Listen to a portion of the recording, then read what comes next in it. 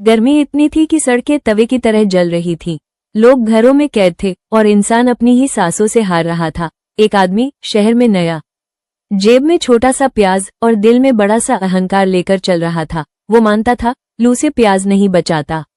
ये सब अंधविश्वास है। चलते चलते चक्कर आने लगे, पैर डगमगाए। तभी एक अनजान घर का दरवाजा खुला। अंदर से आवाज आई, पहले पानी पीजिए, फिर बात कीजिए। वो घर किसी अपने का नहीं था, धर्म अलग, सोच अलग, पर इंसानियत एक थी। उस दिन उसे समझ आया, गर्मी शरीर को जलाती है लेकिन अहंकार रिश्तों को, और जब इंसानियत सामने खड़ी हो तो हर लू हार जाती है। गर्मी बहुत तेज थी। 3-4 दिनों से बराबर लू चल रही थी और जगह जगह मौतें हो रही थीं। शहर की सड़कें चूल्हे पर चढ़े तवे की तरह तप रही थीं। बड़े लोगों ने दरवाजों पर खस की टट्टियां लगवा ली थीं और उनके नौकर उन्हें पानी से तर कर रहे थे। दुकानों पर पर्दे गिरे हुए थे। पटरी पर बैठने वाले नाई, खोमचे वाले और लॉटरी के टिकट बेचने वाले ओवरब्रिज के नीचे पहुंच गए थे और शाम होने का इंतजार कर रहे थे। रिक्शों में लोग इस तरह दुबक कर बैठते थे मानो शरीर का कोई अंग अगर बाहर निकलेगा तो वो जल जाएगा। प्रायः सभी के रुमाल पसीना पोंछते पोंछते काले हो गए थे। देहात के लोग तो अपने चेहरों को मोटे तौलिए या गमछे से इस तरह लपेटे हुए थे कि दूर से वे डाकू जैसे दिखाई पड़ते थे। पैदल चलने वाले लोगों ने अपने सिर पर छाता नहीं तो अपना बैग ही रख लिया था। किसी किसी ने तो रुमाल को ही सिर पर बांध लिया था। ठेलों पर बिकने वाला पानी 5 पैसे गिलास से बढ़कर 10 पैसे के भाव हो गया था। इस तरह गर्मी ने उस शहर की समाज व्यवस्था और अर्थव्यवस्था को पूरी तरह अपनी गिरफ्त में ले लिया था। लोग आजाद होते हुए भी गुलाम थे और मजे की बात यह कि वे गर्मी का कुछ बिगाड़ नहीं सकते थे। अतः लू से बचने लिए उन्होंने अपने जेबों में प्याज की छोटी मोटी पोलियां रख ली थीं और शुक्र मना रहे थे। एक छोटा सा प्याज सलमान साहब की जेब में भी पड़ा था। इसे उनकी बीवी ने चुपके से रख दिया था। सलमान साहब को हालांकि इस बात का पूरा पता था, पर वे यही मानकर चल रहे थे कि प्याज के बारे में उन्हें कुछ भी नहीं मालूम, और अपने इस विश्वास पर वे डटे हुए थे कि लू का प्याज से कोई संबंध नहीं होता। सलमान साहब अपना सूटकेस उठाए छन छन करती सड़क पर बढ़े जा रहे थे। हालांकि उनकी इच्छा हो रही थी कि अपने सिर पर औरों की तरह वे भी रुमाल बांध लें या तौलिया निकालकर चेहरे के इर्द गिर्द लपेट लें, पर असुविधा के ख्याल से वे ऐसा नहीं कर पा रहे थे। इसके अलावा उन्हें इस बात की उतावली भी थी कि जल्दी से वे मिश्रीलाल गुप्ता के निवास पर पहुंच जाएं। रिक्शा उन्हें मिला नहीं था, अतः अपने मन को वे ये भी समझाते जा रहे थे कि स्टेशन से उसका कमरा ज्यादा दूर नहीं है। ये बात मिश्रीलाल ने ही उन्हें बताई थी। सलमान साहब मिश्रीलाल गुप्ता से मिलने पहली बार उस शहर में पहुंचे थे। मकान नंबर तो उन्हें याद था, पर सिचुएशन का पता नहीं था। लेकिन उन्हें पूरा विश्वास था कि वे मिश्रीलाल गुप्ता को अवश्य ही ढूंढ लेंगे। मिश्रीलाल गुप्ता सलमान साहब के पड़ोस का एक ऐसा लड़का था जो कस्बे भर में अपने क्रांतिकारी विचारों के कारण मशहूर था। गुप्ता खानदान का वो पहला युवक था जिसने मांस खाना आरंभ कर दिया था और मुसलमान होटलों में चाय पिया करता था। जी हाँ, जिस तरह बनारस का विश्वविद्यालय हिंदू है और अलीगढ़ का विश्वविद्यालय मुसलमान, ठीक उसी तरह उनके कस्बे के होटल भी हिंदू और मुसलमान थे। ये बात अलग है कि हिंदू होटलों में मुसलमानों के लिए या मुसलमान होटलों में हिंदुओं के लिए प्रवेश की कोई मनाही नहीं थी। फिर भी जो धार्मिक लोग थे वे इसे बुरा समझा करते थे। सलमान साहब के पड़ोसी जैकी साहब हमेशा मुसलमान हलवाई के यहाँ से ही मिठाई मंगवाते थे, क्योंकि शिवचरण हलवाई जो था वो इस्तीजे से नहीं रहता था।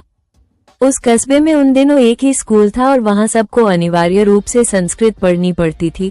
अतः सलमान साहब ने भी रामा पढ़ा और नतीजा यह निकला कि वे उर्दू नहीं पढ़ सके। जैसे मिश्रीलाल के बाबा गिरधारी लाल गुप्ता अपने जमाने में सिर्फ उर्दू ही पढ़ सके थे, संस्कृत सीखने का मौका उन्हें नहीं मिला था। एक तो वैश्य, दूसरे मदरसे में उसका प्रबंध नहीं था। इसी किस्म की मजबूरियों ने सलमान साहब से संस्कृत पढ़वाई और जब वे उच्च शिक्षा लेने के लिए शहर पहुंचे तो वहां भी उन्होंने संस्कृत ही पढ़ी। उन्हें विश्वास था कि M0A0 करने के बाद वे कहीं न कहीं संस्कृत के लेक्चरर हो जाएंगे, पर ऐसा नहीं हुआ और अब वे अपने ही कस्बे के नए नए खुले इस्लामिया मिडिल स्कूल में हिस्ट्री पढ़ाने लगे थे। मिश्रीलाल जिन दिनों इंटर कर रहा था, सलमान साहब ने उसे सुबह शाम संस्कृत पढ़ाई थी, अतः वो उन्हें अपना गुरु मानता था और चरण छूता था। अब वो B0A0 कर चुका था और किसी कंपटीशन की तैयारी कर रहा था। उसकी प्रबल इच्छा थी कि सलमान साहब जब उसके शहर में आए तो उसके निवास पर अवश्य पधारें। मिश्रीलाल की इस इच्छा को अनपेक्षित रूप से पूर्ण करने के लिए ही वे बगैर सूचना दिए उस शहर में पहुंच गए थे। अचानक उसके दरवाजे पर दस्तक देकर उसे चौंका देना चाहते थे। सलमान साहब ने मोहल्ले का नाम याद किया, गोपालगंज। हाँ, यही नाम है। मकान नंबर 0B562, राधारमण मिश्र का मकान। स्टेशन से यही कोई आध मील पर स्थित। क्यों भाई साहब, गोपालगंज किधर पड़ेगा? उन्होंने एक दुकानदार से पूछा तो पान की पीक थूकने का कष्ट न करते हुए उसने गलगलाकर यह बताया कि वे महाशय थोड़ा आगे निकल आए हैं, पीछे मुड़कर बिजली के उस वाले खेमे से सटी हुई गली में घुस जाएं। सलमान साहब उसकी दुकान के शेड से जब बाहर निकले तो लू का एक थपेड़ा चट से उनके गाल पर लगा और उन्होंने अपनी एक हथेली कनपटी पर लगा ली। ठीक उसी वक्त उन्हें अपनी जेब में पड़े हुए प्याज का भी ख्याल आया और क्षण भर को वे आश्वस्त हुए। हाँ, यही गली तो है। उन्होंने बिजली के खंभे को ध्यान से देखा और गली में घुस गए। दाहिनी ओर ए ब्लॉक था।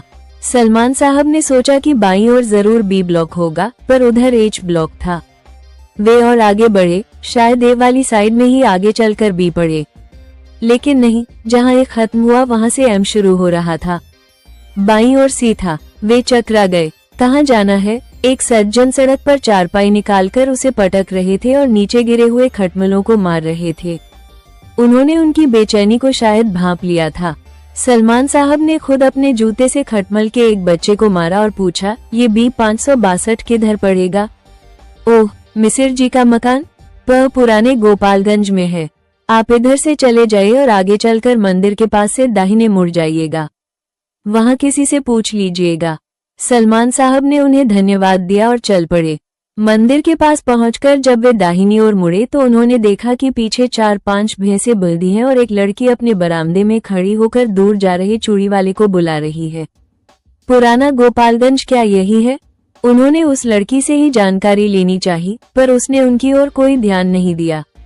उसका सारा ध्यान चूड़ी वाले के ठेले पर लगा हुआ था। सलमान साहब आगे बढ़ गए। थोड़ा और आगे जाने पर पुराने ढंग के ऊंचे ऊंचे मकान उन्हें दिखाई पड़े, जिनकी छाया में उस इलाके की सकरी सड़कें अपेक्षाकृत काफी ठंडी थी और नंग धड़ंग बच्चे उन पर उछल रहे थे। सलमान साहब का मन हुआ कि यहाँ वे क्षण भर के खड़े हो जाएं, पर अपने इस विचार का उन्होंने तुरंत ही परित्याग किया और चलते रहे। सामने एक लड़का दौड़ा आ रहा था। उसके पीछे पीछे एक मोटा सा चूहा घिसटा आ रहा था। लड़के ने चूहे की पूंछ में सुतली बांध दी थी और उसका एक छोर थामे हुए था। सलमान साहब को देखकर जैसी कि उन्हें उम्मीद थी वो बिल्कुल नहीं ठेठका और उनकी बगल से भागने के चक्कर में उनसे टकरा गया। ये B562 किधर है जी? तुम्हें पता है? मिश्री का मकान। लड़के ने उनकी ओर उड़ती सी नजर डाली और एक मकान की ओर संकेत करता हुआ भाग गया। उसके पीछे पीछे चूहा भी घिसटता हुआ चला गया। सलमान साहब ने एक ठंडी सांस ली और उस विशालकाय इमारत के सामने जाकर खड़े हो गए। वहां बाहर की 2 औरतें चारपाई पर बैठी थी और पंजाब समस्या को अपने ढंग से हल करने में लगी हुई थी। अरे बेटन की अम्मा, वो तो भाग मनाओ कि हम हिंदुस्तान में हैं। पंजाब में होती तो न जाने क्या गत हुई होती। राधाचरण मिश्री का मकान यही है? स्त्रियां चारपाई पर बैठी रहीं, जबकि सलमान साहब ने सोचा था कि वे उठ खड़ी होंगी जैसा कि उनके कस्बे में होता है, लेकिन ये तो शहर है। मिसिर जी यहाँ नहीं रहते, वे जवाहर नगर में रहते हैं। यहाँ सिर्फ उनके किराएदार रहते हैं। एक स्त्री ने उन्हें जानकारी दी और खामोश हो गई। क्या काम है? दूसरी ने पूछा और अपना सिर खुजलाने लगी। उनके मकान में एक लड़का रहता है, मिश्रीलाल गुप्ता, उसी से मिलना था। ऊपर चले जाइए, सीढ़ी चढ़कर दूसरा कमरा उन्हीं का है। उस सिर खुजलाने वाली औरत ने बताया और खड़ी हो गई। सलमान साहब भीतर घुस गए। वहां अंधेरा था और सीढ़ी नजर नहीं आ रही थी। थोड़ी देर तक खड़े रहने के बाद उन्हें कोने में एक नल दिखाई पड़ा। फिर सीढ़ी भी दिखने लगी और वे संभल संभल कर ऊपर चढ़ने लगे। इस बीच उन्होंने अनुमान लगाया कि मिश्रीलाल सो रहा होगा और दरवाजा खटखटाकर उसे जगाना पड़ेगा। वो हड़बड़ाकर उठेगा और सिटकिनी खोलकर आंखें मलते हुए बाहर देखेगा। फिर सामने उन्हें पाकर चरणों पर झुक जाएगा। कौन? सीढ़ियां खत्म होते ही इस पार से किसी स्त्री का प्रश्न सुनाई पड़ा और वे ठिठक गए। मिश्रीलाल जी हैं क्या? थोड़ा ठहरिए, उस स्त्री ने जरा सख्ती के साथ कहा और सलमान साहब को लगा कि स्त्री किसी महत्वपूर्ण काम में की हुई है। वे बिना किवाड़ों वाले उस द्वार के इस पार खड़े हो गए और कुछ सोचने लगे। तभी उन्होंने देखा कि अधेड़ वय की गोरी सी औरत मात्र पेटीकोट और ब्रेसियर पहने बरामदे से भागकर सामने वाली कोठरी में घुस गई और जल्दी से साड़ी लपेटकर ब्लाउज का हुक लगाते हुए बाहर निकल आई। आइए, उसने सलमान साहब को पुकारा तो वे इस प्रकार भीतर घुसे जैसे उन्होंने उस स्त्री को अभी थोड़ी देर पहले भीतर घुसते हुए देखा ही नहीं। स्त्री ने भी शायद यही सोचा और इत्मीनान से खड़ी रही। सलमान साहब ने देखा कि बरामदे में बने परनाले के मुहाने पर एक उतरी हुई गीली साड़ी है और जय साबुनों की गंध पूरे माहौल में भरी हुई है। मिश्रीलाल जी बगल वाले कमरे में रहते हैं, पर वे हैं नहीं, सुबह से ही कहीं गए हुए हैं। आप कहाँ से आ रहे हैं? बैठिए, स्त्री ने अत्यंत विनम्रता के साथ ये सब कहा और एक बंसखट बिछाकर फिर भीतर घुस गई। थोड़ी देर बाद वो एक तश्तरी में गुड़ और गिलास में पानी लिए हुए बाहर आई और बंसखट पर तश्तरी रखकर खड़ी हो गई। पानी पीजिए, आज गर्मी बहुत है। इतना कहकर उसने अपनी उतारी हुई साड़ी की ओर देखा और न जाने क्या सोचकर पानी रखकर फिर भीतर घुस गई। अब की वो ताड़ का एक पंखा लेकर लौटी और उसे भी बंसखट पर रख दिया। सलमान साहब ने गुड़ खाया, पानी पिया और पंखा लेकर उसे हल्के हल्के डुलाने लगे। मिश्रीलाल कहीं बाहर तो नहीं चला गया है? बाहर तो नहीं गए हैं, शहर में ही होंगे, कहीं पिक्चर विक्चर गए होंगे या किसी दोस्त के यहाँ चले गए होंगे। रोज तो कमरे में ही रहते थे, आज ही निकले हैं बाहर। सलमान साहब ने घड़ी देखी, 3 बज रहे थे। उन्होंने थकान का अनुभव किया और बंसखट पर थोड़ा पसर गए। स्त्री फिर भीतर से तकिया ले आई। आप थोड़ा आराम कर ले, गुप्ता जी शाम तक तो आ ही जाएंगे। स्त्री ने उनके सिरहाने तकिया रखा और अपनी गीली साड़ी बाल्टी में रखकर नीचे उतर गई। सलमान साहब जब लेटे तो जेब में पड़ा प्याज उन्हें गड़ने लगा और उन्होंने उसे बाहर निकालकर चारपाई के नीचे गिरा दिया। थोड़ी देर बाद उन्हें नींद आ गई। सलमान साहब जब लेटे तो जेब में पड़ा प्याज उन्हें गड़ने लगा और उन्होंने उसे बाहर निकालकर चारपाई के नीचे गिरा दिया। थोड़ी देर बाद उन्हें नींद आ गई। नींद में उन्होंने सपना देखा कि उनके स्कूल में मास्टरों के बीच झगड़ा हो गया है और P0T0 टीचर सत्यनारायण यादव को हेड मास्टर साहब बुरी तरह डांट रहे हैं। सलमान साहब उनका पक्ष लेकर आगे बढ़ते हैं तो सारे मास्टर उन पर टूट पड़ते हैं। उनकी नींद टूट जाती है, वे उठकर बैठ जाते हैं। लगता है रात हो गई है। भीतर एक मटमैला सा बल्ब जल रहा है जिसकी रोशनी बरामदे में भी आ रही है। बरामदे में कोई बल्ब नहीं है। भीतर से आने वाली रोशनी के उस चौकोर से टुकड़े में ही एक स्टोव जल रहा है और स्त्री सब्जी छौंक रही है। जहां दोपहर में जय साबुन की गंध भरी हुई थी, वहीं अब जीरे की महक उड़ रही है। मिश्रीलाल नहीं आया अभी तक? अरे, अब हम क्या बताएं कि आज वे कहाँ चले गए हैं। रोजाना तो कमरे में ही घुसे रहते थे, उस स्त्री ने चिंतित मन से कहा और स्टील के एक गिलास में पहले से तैयार की गई चाय लेकर उनके सामने खड़ी हो गई। अरे, आपने क्यों कष्ट किया? इसमें कष्ट की क्या बात है, चाय तो बनती ही है शाम को। सलमान साहब ने गिलास थाम लिया। स्त्री स्टोव की ओर मुड़ गई। तभी एक सद्य स्नात सज्जन कमर में गमछा लपेटे जनेऊ मलते हुए सीढ़ियां चढ़कर ऊपर आए और कमरे में घुसकर हनुमान चालीसा का पाठ करने लगे। जीरे की महक के साथ साथ अब अगरबत्ती की महक भी वातावरण में तिरने लगी। सलमान साहब ने भीतर झांक कर देखा तो पाया कि उस कमरे में पूरी गृहस्थी अत्यंत सलीके के साथ सजी हुई थी और दीवारों पर राम, कृष्ण, हनुमान, कृष्ण, शंकर पार्वती, लक्ष्मी और गणेश आदि विभिन्न देवी देवताओं के फोटो टंगे हुए थे। वहीं एक और लकड़ी की एक तख्ती लगी थी जिस पर लिखा था Ram Manohar Pandey, assistant telephone operator. वे सज्जन अपने दाहिने हाथ में अगरबत्ती लिए बाएं हाथ से दाहिने हाथ की टिहुनी थामे सभी तस्वीरों को सुगंधित धूप से सुवासित कर रहे थे और बीच बीच में गीता के कुछ श्लोक भी सही गलत उच्चारण के साथ बोल जाते थे। छत पर एक गंदा सा पंखा अत्यंत धीमी चाल से डोल रहा था। स्त्री ने सब्जी पका ली थी और अब वो रोटियां बना रही थी। सलमान साहब की इच्छा हुई कि अब वे वहां से चल दें और किसी होटल में ठहर जाएं। सुबह आकर मिश्रीलाल से मिल लेंगे क्योंकि रात काफी होती जा रही है और उसका अभी तक पता नहीं है।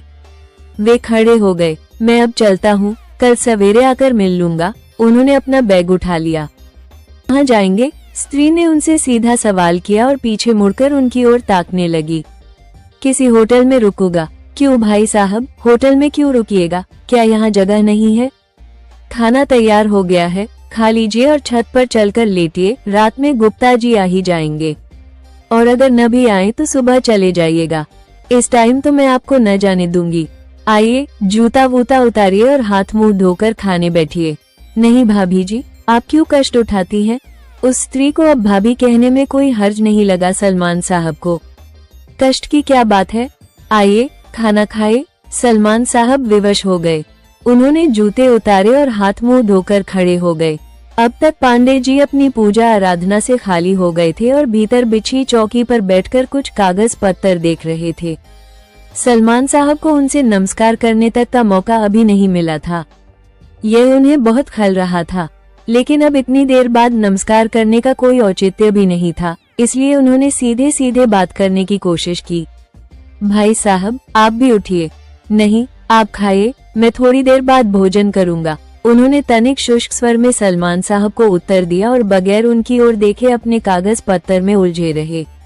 आप बैठिए, अब बैठिए, दिन भर के भूखे प्यासे होंगे, वे बाद में खा लेंगे। दफ्तर से आकर उन्होंने थोड़ा नाश्ता भी लिया है, आप तो सो रहे थे। स्त्री ने एक बार फिर आग्रह किया और पीड़ा रखकर थाली लगा दी। लोटे में पानी और गिलास रख दिया। सलमान साहब बैठ गए। वे भीतर से बहुत आह्लादित थे। उनके कस्बे में ऐसा नहीं हो सकता कि बगैर जाति धर्म की जानकारी किए कोई ब्राह्मण किसी को अपने चौके में बैठाकर खाना खिलाए, लेकिन शहर में ऐसा हो सकता है। यद्यपि यह कोई बड़ा शहर नहीं है और यहाँ के लोग भी बहुत कुछ ग्रामीण संस्कारों वाले हैं, पर है तो आखिर शहर। यहाँ के पढ़े लिखे लोग प्रगतिशील विचारों के होते हैं, उनमें संकीर्णता नहीं होती, वे धर्मप्रवण होते हुए भी रूढ़ धारणाओं से मुक्त होते हैं। सलमान साहब सोच रहे थे और खा रहे थे। उन्हें बैंगन की सब्जी बहुत अच्छी लग रही थी। ताजे आम का अचार यद्यपि पूरा गला नहीं था, पर स्वादिष्ट था। रोटियों पर घी भी चुपड़ा हुआ था। ऐसी रोटियां उनके घर में नहीं बनती। वहाँ तो उल्टे तवे पर बनी हुई विशालकाय और अर्धसिंह की चपातियां किसी पुराने कपड़े में लिपटी रखी होती हैं। स्त्री ने एक फूली हुई भाप उड़ाती रोटी उनकी थाली में और डाल दी थी। आप गुप्ता जी के गांव से आए हैं? सलमान साहब ने सिर उठाया। पांडे जी अब कागज पत्तरों से खाली हो गए थे और आम काट रहे थे। उनकी आवाज में उसी तरह की शुष्कता विद्यमान थी। जी हाँ, सलमान साहब ने जवाब दिया और अचार उठाकर चाटने लगे।